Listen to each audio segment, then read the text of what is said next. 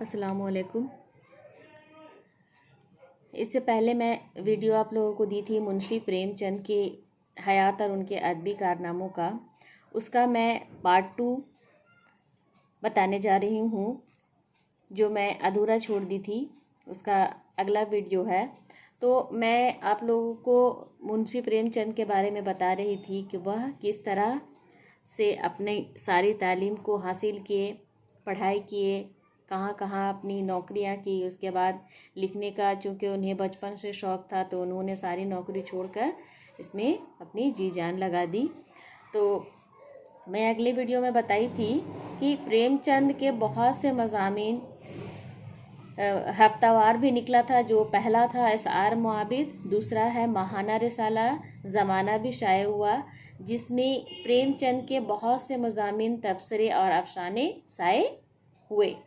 1910 تک ان کی تصانیف نواب رائے کے نام سے چھپتی رہی، یعنی کہ جب وہ شروعات کیے تو 1910 تک وہ اپنی تصانیف کو نواب رائے کے نام سے چھپتے رہے۔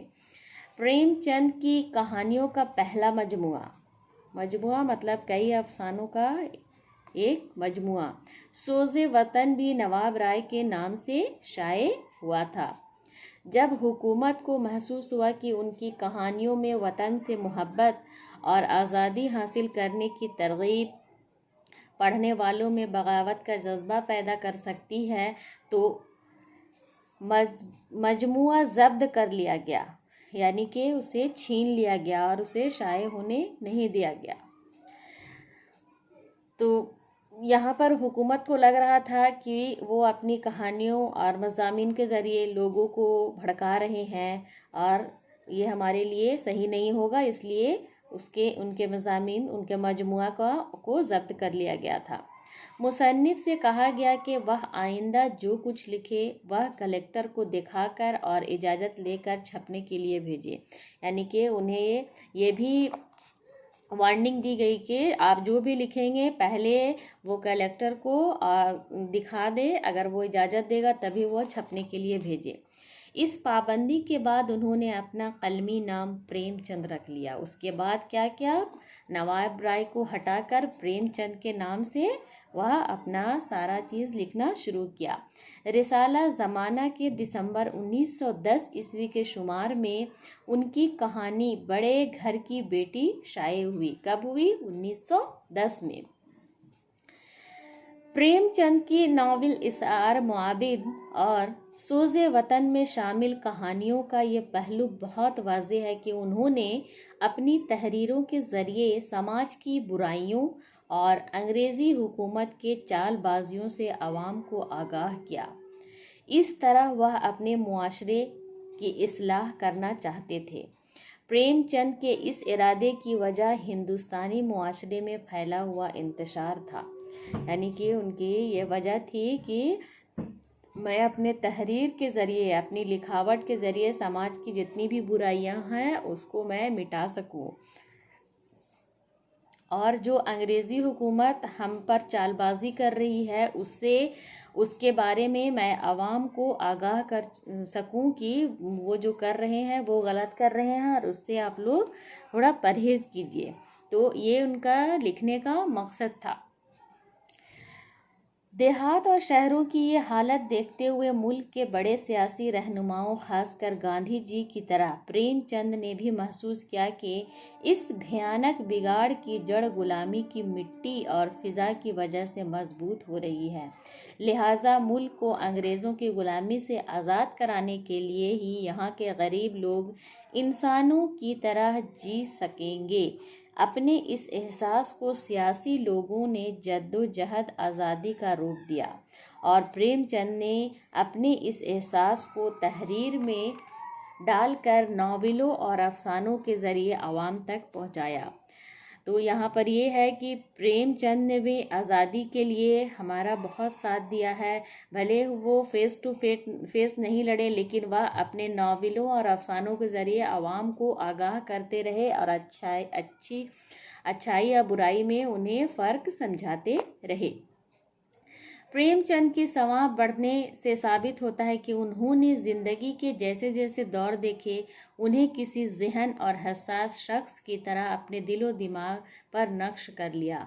उस पर गौर करने के बाद ये फ़ैसला किया कि ज़िंदगी की इन सच्चाइयों को ज़्यादा से ज़्यादा लोगों तक पहुँचाने के लिए नावलों, अफसानों और मज़ामीन से बेहतर कोई ज़रिया नहीं है।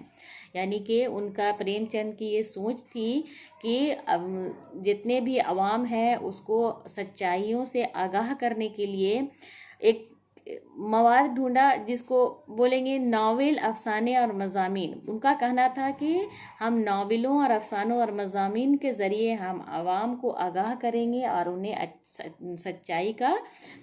सच्चाई की परख बताएंगे।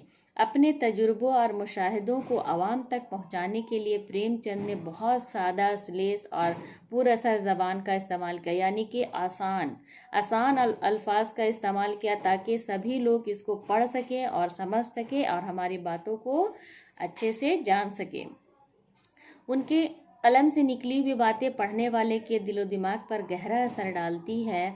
वह उर्दू के साथ साथ रोज़मर्रा की हिंदी के अल्फाज भी मुनासिब जगहों पर इस्तेमाल, यानी कि आम बोलचाल में, हम लोग आम बोलचाल में हिंदी उर्दू सभी को मिला देते हैं, तो बहुत सारी चीज़ों में उर्दू में हिंदी लफ्ज़ का भी इस्तेमाल किया, जिससे उनको लगा कि ताकि लोग समझ सके।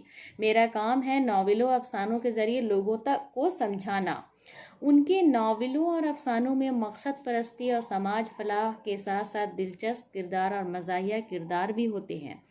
प्रेमचंद ने उसके ज़रिए ज़िंदगी का खुशगवार पहलू पेश किया और पढ़ने वाले पर वाज़ेह किया कि आदमी सख्त हालात में भी ज़िंदगी में जी लगाने और दुखों को बर्दाश्त करने की पहलू निकाल ही लेता है।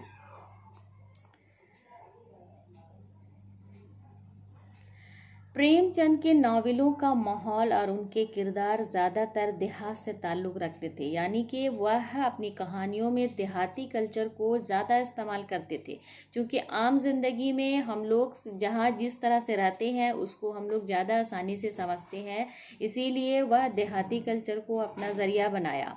इसकी वजह यह है कि प्रेमचंद भी गांधी जी और टैगोर वगैरह की तरह इस हकीकत से वाकिफ़ थे कि हिंदुस्तान की असल आबादी गांव में बसती है और गांव के बाशिंदों की सादगी और मासूमियत हिंदुस्तानी मुआशरे की रूह का एक नागरीज जुज़ू है, यानी एक अहम हिस्सा है।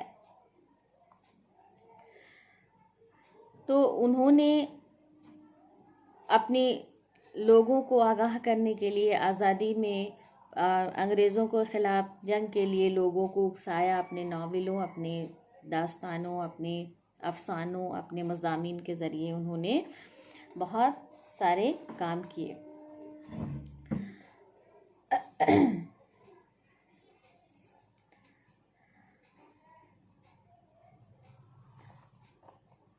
नावल बेवा के आगाज़ पर दान नाथ और अमृत राय की बातों पर अगर हम गौर करें तो अंदाज़ा हो जाएगा कि प्रेमचंद ने 3-4 सफ़ात में ही वह ख़याल अपने पढ़ने वालों पर अच्छी तरह वाज़े कर दिया है जिस पर नावल की तामीर हुई है।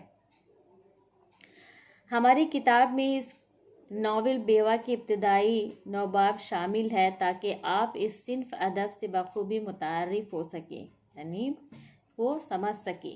प्रेमचंद का नावल बहुत मुख्तसर है, यानी सिर्फ 182 सफ़ात का है। ये चंद सफ़ात यानी पेज पढ़कर आपको अंदाज़ा होगा कि प्रेमचंद कितने दर्दमंद दिल के मालिक थे। उनकी ये दर्दमंदी और इंसान दोस्ती उनके तमाम नावलों में मरकज़ी का दर्जा रखती है। तो ये हुआ मुंशी प्रेमचंद के बारे में कि उन्होंने क्या लिखा और किस तरह से हमें इसका तारुफ कराया। और उन्होंने प्रेमचंद का